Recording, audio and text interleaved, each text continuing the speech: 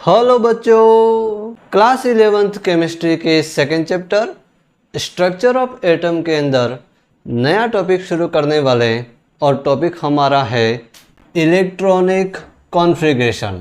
इस टॉपिक के अंदर सबसे पहले हमें ये पढ़ना है कि हमारा इलेक्ट्रॉनिक कॉन्फ़िगरेशन क्या होता है ना, उसकी क्या डेफिनेशन है, उसका क्या मतलब है। उसके बाद हम पढ़ने वाले हैं कि इलेक्ट्रॉनिक कॉन्फ़िगरेशन से रिलेटेड हमारे कौन कौन से रूल्स होते हैं।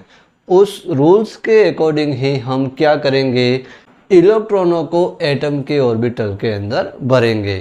तो इलेक्ट्रॉनिक कॉन्फ़िगरेशन से रिलेटेड जो रूल्स हैं उसमें हमारे 4 प्रकार के रूल्स हैं, है ना। 4 टाइप के जो रूल्स हैं उसमें पहला हमारा है ऑफ बॉ प्रिंसिपल, सेकंड हमारा है N+L रूल, थर्ड हमारा है Hund rule of maximum multiplicity और फोर्थ हमारा है पाउली एक्सक्लूजन प्रिंसिपल। तो ये 4 प्रकार के जो रूल्स हैं वो इलेक्ट्रॉनिक कॉन्फ़िगरेशन से रिलेटेड हैं।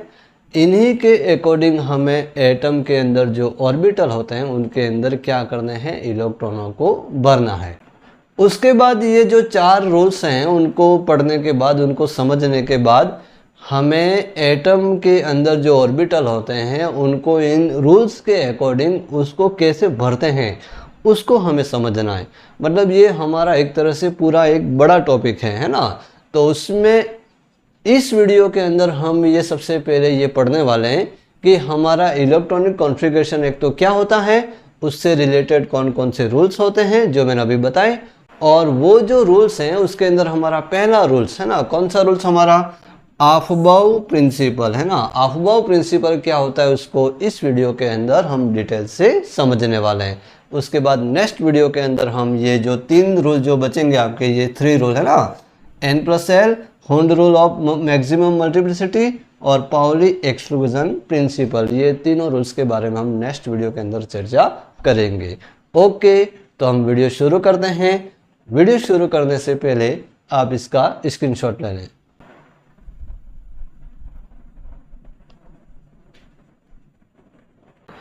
यस, शुरू करते हैं हमारा टॉपिक।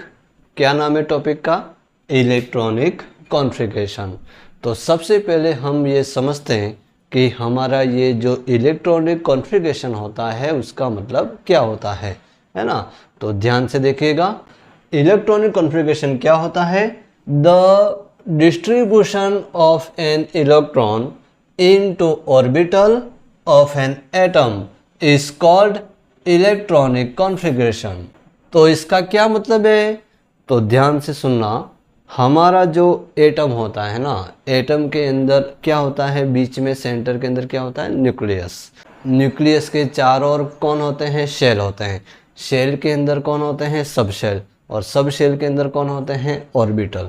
मतलब एटम के न्यूक्लियस के चारों ओर जो ऑर्बिटल होते हैं उन ऑर्बिटलों के अंदर हमें किसका डिस्ट्रीब्यूशन करना है, तो हमें डिस्ट्रीब्यूशन करना है the distribution of electron into orbital. तो एटम के अंदर जो न्यूक्लियस के चारों जो ऑर्बिटल होते हैं उन ऑर्बिटलों के अंदर जो इलेक्ट्रॉन का जो डिस्ट्रीब्यूशन रहता है, मतलब उन ऑर्बिटल के अंदर जब हम इलेक्ट्रॉनों को भरते हैं तो ये एटम के अंदर जब इलेक्ट्रॉनों को उसके अंदर जब भरा जाता है तो उसको हम क्या कहते हैं, इलेक्ट्रॉनिक कॉन्फ़िगरेशन। उसी को हम कहते हैं इलेक्ट्रॉनिक कॉन्फ़िगरेशन। एक बार फिर से सुन लें, एटम के अंदर जो ऑर्बिटल होते हैं उन ऑर्बिटल के अंदर जो इलेक्ट्रॉन का जो डिस्ट्रीब्यूशन रहता है, मतलब जो ऑर्बिटल होते हैं उनके अंदर एक एक करके हम इलेक्ट्रॉनों को भरते हैं। तो वो जो इलेक्ट्रॉनों को भरने का एक जो निश्चित ऑर्डर है ना, एक फिक्स, एक उनका क्या है, रूल्स के अकॉर्डिंग जब हम इलेक्ट्रॉनों को भरते हैं तो इलेक्ट्रॉनों का ये जो डिस्ट्रीब्यूशन जो होता है उसको हम कहते हैं इलेक्ट्रॉनिक कॉन्फ़िगरेशन। ओके, अब हम शुरू करते हैं कि ये जो इलेक्ट्रॉनों को हम जो ऑर्बिटल के अंदर भरते हैं तो वो हम कैसे भरते हैं, उससे रिलेटेड हमारे कुछ रूल्स हैं, है ना। रूल्स कौन कौन से हैं, ध्यान से देखिएगा। 4 प्रकार के ये जो रूल्स हैं उसके नाम मैंने आपको पहले भी बता दिए, एक बार फिर से बता देता हूँ। हमारा पहला प्रिंसिपल हमारा है अफबाउ प्रिंसिपल, सेकेंड हमारा N+L रूल, थर्ड हमारा है Hund rule of maximum multiplicity, और फोर्थ हमारा है पाउली एक्सक्लूजन प्रिंसिपल। तो ये 4 हमारे जो रूल हैं उन रूल को हमें समझना है, और उन रूल्स के अकॉर्डिंग ही हमें इलेक्ट्रॉनों को ऑर्बिटल के अंदर क्या करना है, फिल करना है ना, उनको भरना है। तो इलेक्ट्रॉनों को ऑर्बिटल के अंदर फिल करने से रिलेटेड ये जो 4 प्रकार के जो रूल्स हैं, उसमें हमारा जो पहला रूल्स है कौन सा, अफबाउ प्रिंसिपल, उसको हम शुरू करते हैं कि हमारा ये प्रिंसिपल क्या है, और ये प्रिंसिपल हमें इलेक्ट्रॉनों को ऑर्बिटल के अंदर भरने में हमारी किस प्रकार से मदद करता है ना, उसको समझते हैं। तो सबसे पहले हम शुरू करते हैं हमारा पहला प्रिंसिपल, अफबाउ प्रिंसिपल, है ना। अफबाउ प्रिंसिपल क्या होता है उसको समझते हैं, तो ध्यान से देखना। अकॉर्डिंग टू दिस प्रिंसिपल, इस प्रिंसिपल के अकॉर्डिंग क्या कहा गया इस प्रिंसिपल के अंदर, उसको देखते हैं। An electron first field the lowest energy orbital, मतलब इलेक्ट्रॉनों को सबसे पहले कहाँ पर फिल करना है, तो इलेक्ट्रॉनों को सबसे पहले फर्स्ट हमें फिल करना है कहाँ पर, द लोएस्ट एनर्जी ऑर्बिटल, मतलब ऐसे ऑर्बिटल जिनकी एनर्जी लोएस्ट है ना, लोएस्ट मतलब सबसे कम है, उसके अंदर इलेक्ट्रॉनों को हमें सबसे पहले भरना है। फिर उसके बाद एंड आफ्टर, मतलब फिर उसके बाद filled into higher energy orbital, उसके बाद हमें ऐसे ऑर्बिटल के अंदर इलेक्ट्रॉन भरना है जिसकी एनर्जी क्या होती है, हायर होती है ना, ज़्यादा होती है, उसके अंदर हमें इलेक्ट्रॉनों को भरना है। ओके, एक बार फिर से ध्यान से सुने। इस रूल्स के अकॉर्डिंग, है ना, अफबाउ प्रिंसिपल के अकॉर्डिंग, ये अफबाउ प्रिंसिपल हमें ये कहता है, क्या कहता है कि इलेक्ट्रॉनों को सबसे पहले उस ऑर्बिटल में भरना है जिसकी एनर्जी लो है ना, लोएस्ट एनर्जी है। फिर उसके बाद में जो हाई एनर्जी वाले ऑर्बिटल हैं उनके अंदर इलेक्ट्रॉनों को बाद में भरना है। तो पहले किस में भरना है, लोएस्ट एनर्जी वाले में, बाद में किस में भरना है, हाईएस्ट एनर्जी वाले में। ओके, तो अब हमें ये पता होना चाहिए कि कौन से ऑर्बिटल की एनर्जी लोएस्ट है और कौन से ऑर्बिटल की एनर्जी हाईएस्ट है।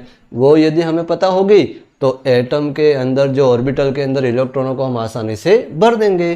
तो इसके लिए आप ध्यान से देखें, तो the order in which the energy of the orbital, है ना, ये ऑर्डर लिखा हुआ है, ये जो ऑर्बिटल आपके सामने दिख रहे हैं उनका ऑर्डर लिखा हुआ है। ये कौन सा ऑर्डर लिखा हुआ है, तो which the energy of the orbital increase, मतलब यहाँ से लगा करके जैसे हम इस डायरेक्शन में आगे बढ़ते हैं तो ये जो ऑर्बिटल हैं उनकी ऑर्बिटल की एनर्जी क्या हो रही है, इंक्रीज हो रही है। मतलब इधर वाले ऑर्बिटल की एनर्जी सबसे लोएस्ट होती है और जैसे जैसे हम आगे बढ़ते हैं वैसे वैसे एनर्जी उसकी क्या होती जाती है, बढ़ती जाती है ना, इंक्रीज होती जाती है। तो उनका एक ऑर्डर आपके सामने लिखा हुआ है। ऑर्डर क्या है वो देखिए ध्यान से, 1s 2s 2p 3s 3p 4s 3d 4p 5s 4d 5p 6s 4f 5d 6p 7s 5f 6d 7p, ये इनके ऑर्बिटलों का क्या है, ऑर्डर है।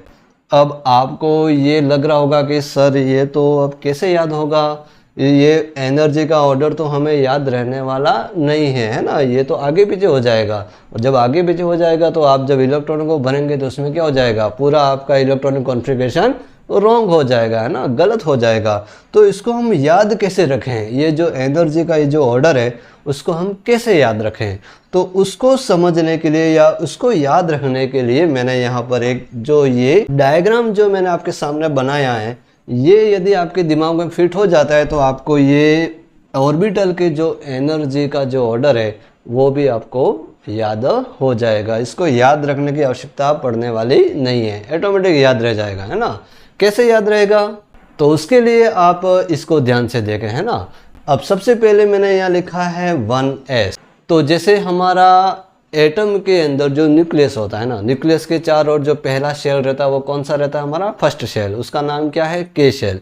तो पहले शेल के अंदर कितने ऑर्बिटल होते हैं, तो पहले शेल के अंदर हमारा एक सब शेल होता है और एक सब शेल के अंदर एक ऑर्बिटल होता है। कौन सा ऑर्बिटल होता है, 1s। तो ये तो हमारा हो गया पहले वाले शेल के अंदर, है ना, जिसमें n बराबर क्या है, 1 है। ओके, पहले शेल के अंदर एक ही ऑर्बिटल जिसका नाम हमें नोट कर दिया। सेकंड वाले शेल के अंदर कितने ऑर्बिटल होते हैं? तो सेकंड वाले शेल के अंदर हमारे दो सब शेल होते हैं, एक तो एस और एक पी। तो एस और पी सब शेल के अंदर ऑर्बिटल कौन से? तो एक तो 2s और दूसरा कौन सा हो जाएगा? 2p। 2 को क्यों लिखा? क्योंकि ये हमारे कौन से शेल के अंदर है? सेकंड शेल के अंदर। तो ये हमारे सेकंड शेल के अंदर जो दोनों ऑर्बिटल है ना, कौन कौन से? एक तो 2s और एक 2p। उसी प्रकार जब हम थर्ड शेल के अंदर जाएंगे तो उसके अंदर 3 प्रकार के सब शेल, एस, पी और डी, और तीनों सब शेलों के अंदर ऑर्बिटल भी कौन से होंगे? एस, पी और डी। तो नाम क्या हो जाएंगे? 3s, 3p और 3d। तो ये हमारे थर्ड वाले शेल के अंदर ये तीनों ऑर्बिटल, एक तो 3s, 3p और 3d, तीनों को लिख दिया। उसी प्रकार जब हम फोर्थ शेल में जाएंगे तो वहाँ पर हमें 4 प्रकार के ऑर्बिटल मिलेंगे। कौन कौन से मिलेंगे? एस, पी, डी और एफ। तो चारों के नाम क्या हो जाएंगे? तो 4s, 4p, 4d और 4f। तो ये हमारे चौथे वाले शेल के अंदर 4 ऑर्बिटल। उसी प्रकार जब हम आगे बढ़ेंगे ना, 5वें शेल में जाएंगे तो ये 5वें शेल के 4 ऑर्बिटल, फिर ये है ना 6th वाले शेल के 4 ऑर्बिटल, और ये 7 वाले शेल के अंदर हमारे 4 ऑर्बिटल, है ना। तो सबसे पहले आपको क्या करना है? उनको एक सीक्वेंस के अंदर ऐसे जमाना है। सभी शेलों के अंदर जो ऑर्बिटल होते हैं उनको हमने एक सीक्वेंस में उनको रख दिया। अब रखने के बाद किसको पहले लेना है और किसको बाद में लेना है? जैसे ये ऑर्डर आपने देखा ध्यान से, इस ऑर्डर के अंदर कोई आगे है ना कोई पीछे है। जैसे ये यहाँ पर 4 वाला आगे आ गया, 3 वाला पीछे चला गया। इधर ये फिर 5 वाला आगे आ गया, इधर 4 वाला फिर पीछे आ गया, है ना। इधर देखिए ये 4 वाला गया, ये 6 वाला गया। तो ये जो ऑर्डर है ना, ऑर्बिटल के एनर्जी का ऑर्डर है, उसको हम इस डायग्राम से इसको हम याद रखने का प्रयास करेंगे ना। ये इसी के माध्यम से आपको 100% याद हो जाएगा कि ऑर्बिटल की ये एनर्जी का ऑर्डर कैसा है ना। उसको आपको याद रखने की आवश्यकता पड़ने वाली नहीं है ना। ओके, तो सबसे पहले हम शुरुआत करते हैं यहाँ से 1s से, है ना। हमारा ये जो हमारी जो रेड लाइन है वो आपको क्रॉस में जाती हुई दिखाई दे रही है। ध्यान से देखना, कोई भी सीधी नहीं जा रही है ना। तो आपको क्रॉस में ही ऑर्बिटल लेना है ना। जो ये क्रॉस में, ध्यान से देखिए, ये क्रॉस में है ना, ये वाला, ये देखिए सभी क्रॉस में ही जा रहे हैं, कोई सीधा नहीं जा रहा है ना। तो ये रेड वाली लाइन जो क्रॉस में जा रही है, तो उस लाइन के अंदर जो भी ऑर्बिटल आएंगे उनको हमें उसी अकॉर्डिंग हमें लिखना है। ओके, जैसे यहाँ 1s है, 1s के यहाँ क्रॉस में ऊपर कोई है, कोई ऑर्बिटल नहीं है, तो सबसे पहले हमने लिया ये 1s। ओके, ये 1s ले लिया, क्लियर। फिर उसके बाद हम लेंगे यहाँ 1s के साइड में, यहाँ कोई ऑर्बिटल है? नहीं है, तो यहाँ कोई नाम नहीं आएगा। उसके बाद कौन सा आ रहा है? 2s। तो ये 1s के बाद हमने क्या ले लिया? 2s ले लिया। 2s यहाँ पे खत्म हो गया इस लाइन में। फिर हम आगे बढ़ते हैं। अब यहाँ देखिए, है ना, इस लाइन के अंदर यहाँ कोई ऑर्बिटल है? नहीं है, तो इसको हटा देते हैं। फिर उसके बाद में यहाँ कौन आ रहा है? ये 2p, है ना। तो 2s के बाद हम किस में इलेक्ट्रॉन भरेंगे? 2p के अंदर। 2p के बाद कौन आ रहा है? ये इस लाइन के अकॉर्डिंग कौन आ रहा है क्रॉस में? 3s। तो फिर उसके अंदर हमने किसके अंदर इलेक्ट्रॉन भरा? 3s के अंदर भरा। ओके, ये लाइन खत्म हो गई। उसके बाद हम जाते हैं नेक्स्ट के अंदर। नेक्स्ट के अंदर यहाँ से आगे बढ़ते हैं। यहाँ पर कोई है? नहीं है। तो यहाँ से जब आगे बढ़ते हैं तो हमारा कौन सा ऑर्बिटल आता है? 3p। तो ये 3p के अंदर इलेक्ट्रॉन भरे, है ना। 3p के बाद जब आगे बढ़े तो कौन आया? 4s। 4s के अंदर इलेक्ट्रॉन भरे। 4s के बाद में लाइन खत्म। ओके, फिर आगे नेक्स्ट आगे बढ़ते हैं। जो भी बच रहा है वो लास्ट कॉर्नर में, तो यहाँ से हम आगे बढ़ते हैं। तो यहाँ तो कोई नहीं है ना इस लाइन के अंदर। इसके बाद कौन आ रहा है? 3d। तो ये 4s के बाद कौन आ रहा है? ये 3d। ओके, ये 3d आ गया। 3d के बाद में कौन आ रहा है? 4p। फिर उसके बाद कौन आ रहा है? 5s। Yes, 5s। फिर उसके बाद ये लाइन खत्म। ओके, नेक्स्ट वाली लाइन में बढ़ते हैं। क्रॉस में हम आगे बढ़ेंगे तो यहाँ कोई ऑर्बिटल नहीं है। ओके, फिर उसके बाद इसको जब आगे बढ़ते हैं हम क्रॉस में, तो ये हमारा आ जाता है 4d। तो ये हमारा हो गया 5s के बाद में 4d। 4d के बाद जब आगे बढ़े तो कौन सा आया? 5p। 5p के बाद में आगे बढ़े तो कौन सा हो गया? 6s। 6s के बाद आगे यहाँ पर कोई है? कोई नहीं है। हम आगे बढ़ते हैं पीछे से। फिर वापस यहाँ पर ये लास्ट में कौन? ये यहाँ कोई है? नहीं है। ये कौन है? 4f। यस, 4f को लिख दिया, ये 4f हो गया। 4f के बाद कौन आ रहा है? 5d। ये 5d हो गया। फिर उसके बाद कौन आ रहा है? 6p। तो ये 6p हो गया। 6p के बाद कौन आ रहा है? 7s। 7s हो गया। यहाँ लाइन खत्म हो गई। फिर आगे क्रॉस में आगे बढ़ते हैं। यहाँ इसके बाद कौन है? ये रहा, है ना। यहाँ से ये हम स्टार्ट करते हैं तो ये हमारा कौन आएगा? ये 5f। 5f के बाद कौन आ रहा है? 6d। 6d के बाद कौन आ रहा है? 7p। है ना। फिर उसके बाद जब हम आगे बढ़ेंगे तो ये हमारा कौन सा हो जाएगा 6F, फिर 7D, है ना, फिर हमारा लास्ट में 7F आ जाएगा, है ना। तो इस तरीके से ये जो ऑर्बिटल का जो ऑर्डर आपको दिख रहा था, है ना, ये ऑर्डर इसी के अकॉर्डिंग आपको याद रखना है। जब ये आपको समझ में आ गया होगा तो ये ऑर्डर भी आपको याद रह जाएगा। और ये ऑर्डर आपको याद रखना बहुत ज़रूरी है, क्योंकि इसी के अकॉर्डिंग हम जब ऑर्बिटल के अंदर इलेक्ट्रॉन को भरेंगे तो ये यदि आपको याद नहीं है तो फिर आपको वहाँ पर इलेक्ट्रॉन भरने में प्रॉब्लम होने वाली है और आप इलेक्ट्रॉनिक कॉन्फ़िगरेशन का जो टॉपिक आपका जो है उसको आप सही ढंग से समझ नहीं पाओगे, है ना।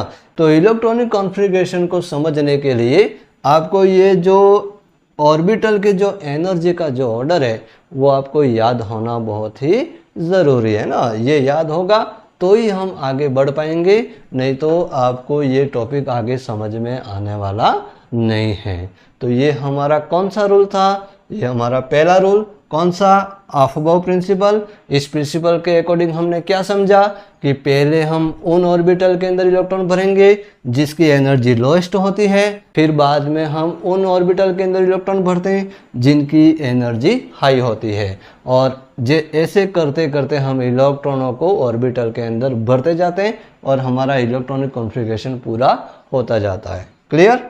तो इस तरीके से इस वीडियो के अंदर हमने इलेक्ट्रॉनिक कॉन्फ़िगरेशन क्या होता है, उससे रिलेटेड कौन कौन से रूल्स होते हैं, उसके अंदर हमारा पहला रूल है ना ऑफ अबव प्रिंसिपल, जिसको हमने डिटेल से समझा।